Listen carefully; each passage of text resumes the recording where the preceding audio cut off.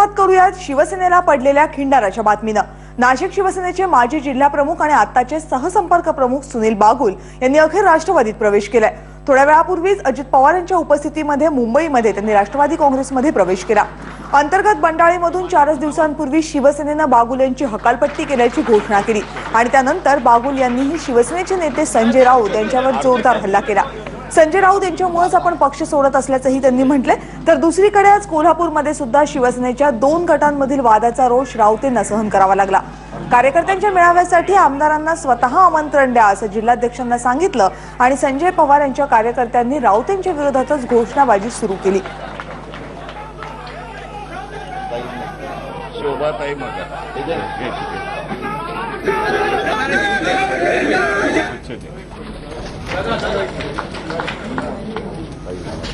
खऱ्या अर्थाने नाशिक जिल्ह्यामध्ये ज्यांनी शिवसेना वाढवण्याचं काम केलं, शिवसेना तळागाळापर्यंत पोहोचवण्याचं काम त्या ठिकाणी केलं, असे अतिशय कट्टर शिवसैनिक म्हणून ज्यांना ओळखलं जातं ते सुनील बागुल असतील, अर्जुन वाटेडे असतील, शोभाताई मगर असतील, राष्ट्रवादी काँग्रेस पक्षाचा विधिमंडळाचा नेता या नात्याने तमाम माझ्या आमदारांच्या वतीनं, सर्व माझ्या सहकाऱ्यांच्या वतीनं खूप खूप मनापासून त्या ठिकाणी स्वागत करतो।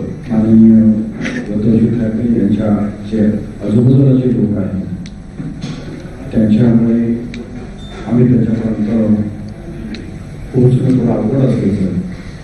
आज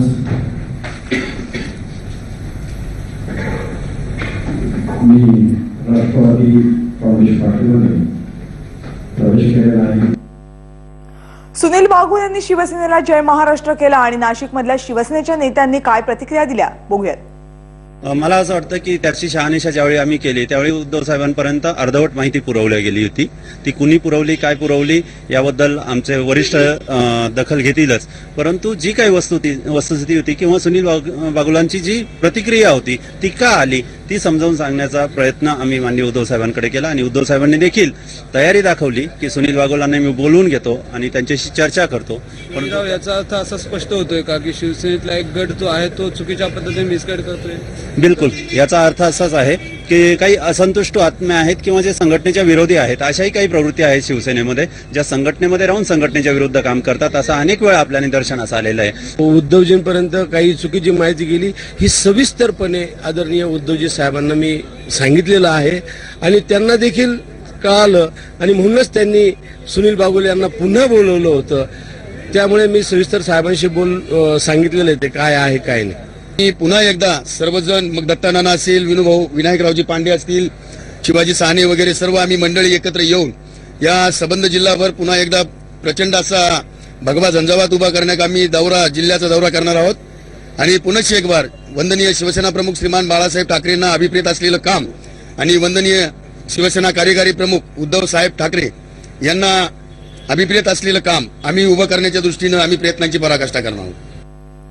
नाशिक असो किंवा कोल्हापूर असो, शिवसेनेमधला अंतर्गत वाद सध्या उफावून येताना पाहायला मिळतात आणि याच शिवसेनेच्या अंतर्गत वादावरचा माझाचा हा स्पेशल रिपोर्ट।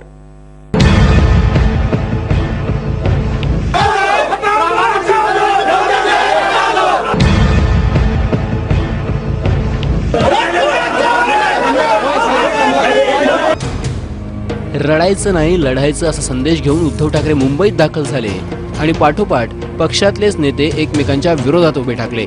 नाशकात जम असलेल्या सुनील बागुल यांना पक्षानं बाहेरचा रस्ता दाखवला। त्यामुळे आता कुठल्याही परिस्थितीत आपण राष्ट्रवादीत प्रवेश करणारच असं बागुल यांनी ठणकावलंय। विधानसभा निवडणुकीमध्ये पराभव पत्करावा लागल्यानंतरही सर्व पद मिळवण्यात संजय राऊत यांच्या कृपाशीर्वादानं बडगुजर यशस्वी ठरले आणि त्यामुळे शिवसेनेमध्ये जुने आणि नवीन हा एक वाद कुठेतरी निर्माण होऊ लागला।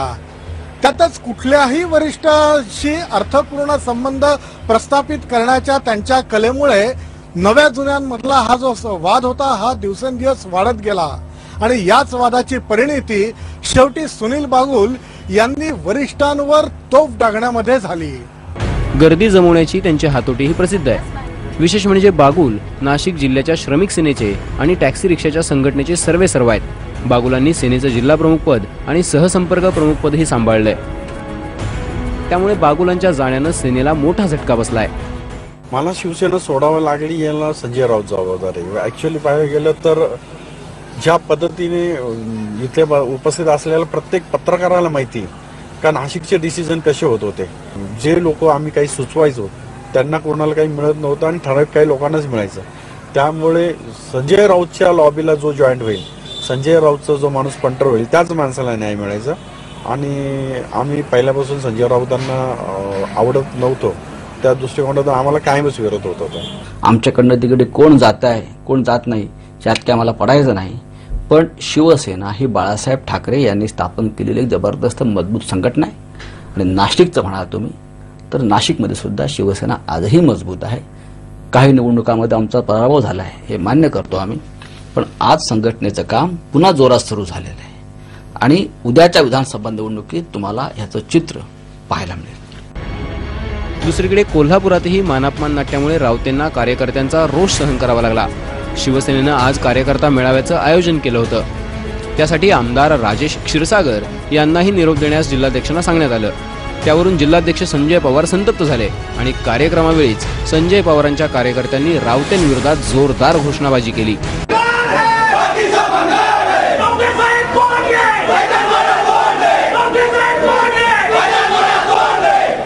मी एक शब्द सुद्धा कुठल्याच प्रकरणामध्ये कसल्याच बाबतीमध्ये एक शब्द सुद्धा उच्चारला नाही. किंवा संपर्क प्रमुखांना अमुक जाऊन सांगा असं पण सांगितलं नाही. इथून कोणालाच काय चाललंय हेही बघा सांगितलं नाही. तर अशा अनेक आयुष्यामध्ये वादळं मी अंगावर घेतलेली आहे. जे शिवसैनिक असतात त्यांचा नेहमी आदर करत असतो. तिकडे सिंधुदुर्गात राणेंविरोधात दोन हात करणाऱ्या परशुराम उपरकरांचीही अस्वस्थता वाढली आहे. विधान परिषदेचं तिकीट कापल्यानं त्यांनीही मनसेत जाण्याचे प्रयत्न चालवलेत. त्यासाठी त्यांनी राज यांची भेटही घेतली. मात्र सेना फोडल्याचा ठपका येऊ नये म्हणून राज यांनीच उपरकरांना होल्डवर ठेवल्याची चर्चा आहे. शिवसेनेमध्ये कधी काळी मातोश्रीचाच आदेश अंतिम मानला जायचा. बाळासाहेब गेल्यानंतर कालांतराने नेते हवेत तसे बोलू लागले. मुंबईच्या नेतृत्वाच्या विरोधात शिवसेना नेते आणि कार्यकर्त्यांची नाराजी वाढतच चालली. त्यामुळेच की काय सेना नेतृत्वाच्या विरोधात सिंधुदुर्ग, कोल्हापूर आणि नाशिक येथे वाढत चाललेली नाराजी ही धोक्याची घंटा आहे.